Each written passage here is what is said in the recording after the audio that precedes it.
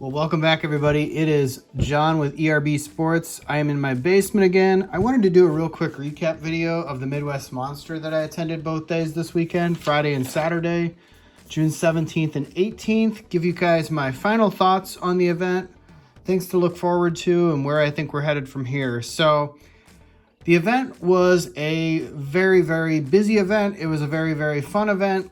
I definitely am glad that my wife and I got a chance to go. She only got to go on Friday. I ended up going both days. I think Saturday for me was a little bit more fruitful than Friday.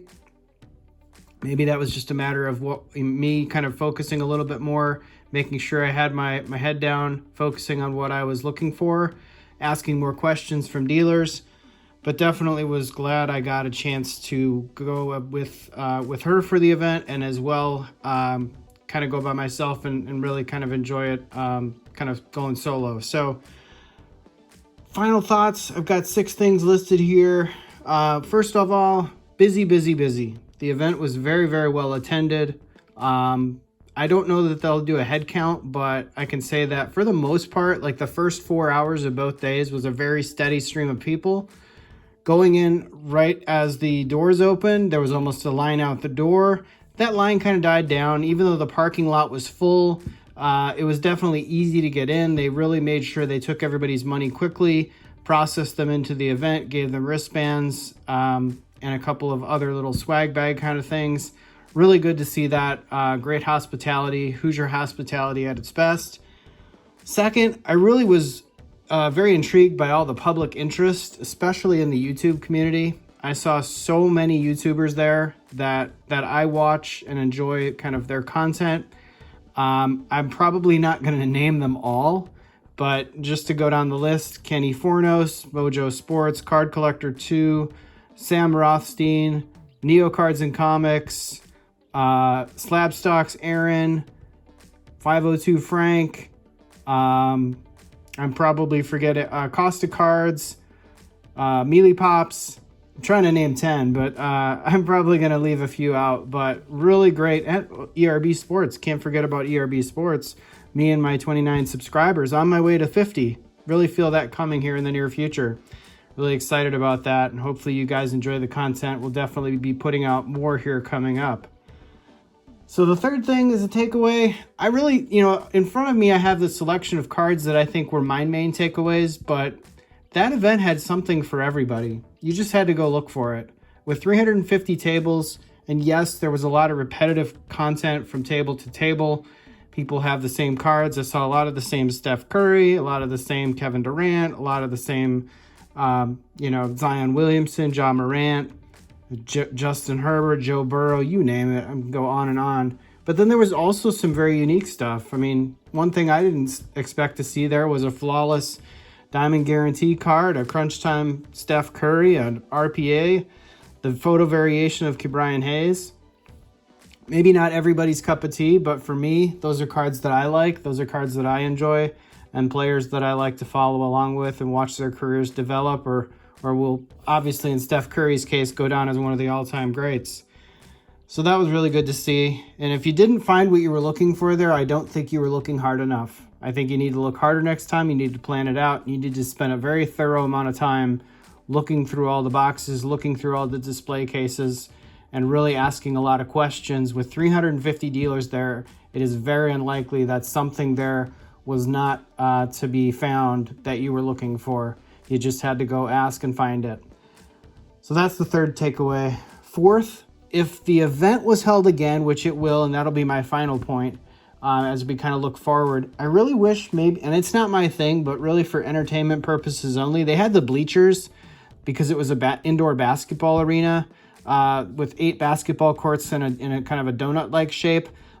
Given the fact that the bleachers were already there, it would have been great if there was some live breaking or something going on, where if people would, kind of pony up a little bit of money, they could certainly watch the break live in person. I think that would have created a ton of energy and a lot of attention. And even if people aren't participating in the breaks, would have been watching the breaks, would have been cool to see. And I think the fact that there were bleachers in the building already, that would have made a logical, kind of segue in terms of entertainment value. And there certainly was a little bit of space in the back of the room where maybe they didn't have as many dealers that actually showed up. There were a couple blank spaces, so they certainly could have done that as well.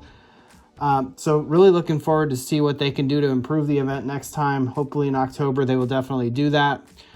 My fifth point, dealers will kind of be dealers, right? Some dealers will be willing to deal, some are not willing to deal, some have their prices way overpriced and they just won't sell. I think that all kind of plays out in time, honestly.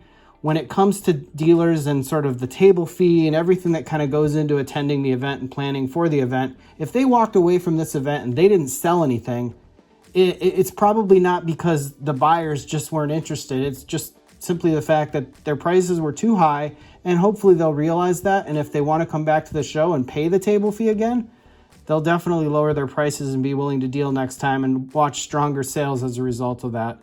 So we'll have to see how that plays out in the coming months as they march toward the October event. And that brings me to my final point. Wanted to make this really just a quick video. Didn't want to take up too much of your day. So my real quick final point would be October 7th and 8th, the second version of the Midwest Monster. That's going to be very telling. I think that's really going to be interesting to see how that event plays out. This one was so well publicized, and it's in summer. It's the first event, a lot of energy. People will definitely watch all the YouTube content that was created from this, whether it's mine, whether it's Card Collector 2, whether it's Costa Cards, whether it's 502 Frank, and you name it, the list goes on and on. If those folks come back and people watch that and kind of consume that content over the next couple months, I think you'll see even more interest the next time around. It has the potential to, and being an October event, it really will be far enough away from the National where it won't be directly competing with the National in terms of people's travel dollars. Now, $5 a gallon gas and high cost of travel is certainly sobering when it comes to people's spending money and how they allocate their resources. But in the case of this event, an October event with a very central location around the Midwest, I think it has the potential to be another strong event. And like I said in the other video, if I know Andy from Indie Card Exchange, he is going to stop at nothing to keep pumping this event over and over and over again and make sure that it is a very, very big success. So really excited to see how that develops, and we'll definitely be willing to attend that event again for another 2-day event coming up 7th and 8th of October. So that's my final thoughts. Hope you guys really enjoyed the content from the weekend. I had fun making it. I'm still learning. I'm still getting going.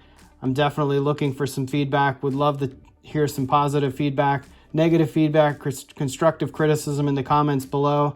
Like, subscribe, share, comment down below. You guys know the standard YouTube stuff. Hopefully you don't have to hear it from me for the first time. And real quick, right down the line, favorite pickups from the show. Pretty good deal on the De'Aaron Fox PSA 10 Optic Rookie. Ke'Bryan Hayes Photo Variation, Roberto Clemente 9.5 CSG, Stephen Curry. I'm gonna leave that down. Stephen Curry Spectacular debut, numbered 59 out of 75. We've got Flawless De'Aaron Fox, numbered 9 out of 10 Diamond Guarantee. Crunch Time Steph Curry and a PSA 9. I know I'd like a PSA 10, but still a cool card nevertheless at a PSA 9. And then my favorite card from the show was the De'Aaron Fox RPA from Cornerstones that I got numbered 106 out of 199. Very excited to see what Mike Brown can do for that team coming up this coming season. Like I said before, that is a make or break season for De'Aaron Fox. Many have probably already wrote him off, but I still think he's got great potential. He can score. He can definitely assist, move the ball. Great explosive player. He's only 24. He's going on this year 25 season, so I think he's still got good years ahead of him and definitely will be a very exciting player to watch in the 2022-2023 season. So I'm going to leave it there, guys. Just shy of 10 minutes. Appreciate everything, and I'll see you next time.